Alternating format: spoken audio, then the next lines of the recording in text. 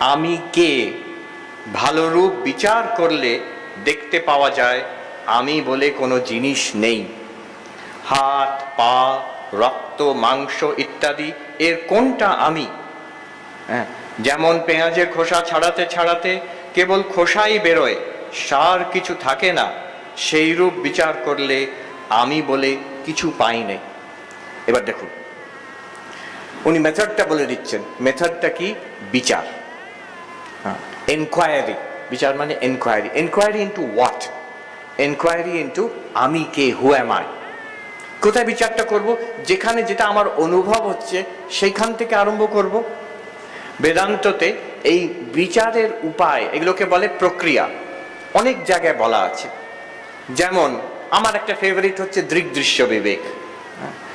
আরেকটি উপায় আছে, তৈত্তিরীয় উপনিষদে বলা আছে পঞ্চকোষ বিবেক।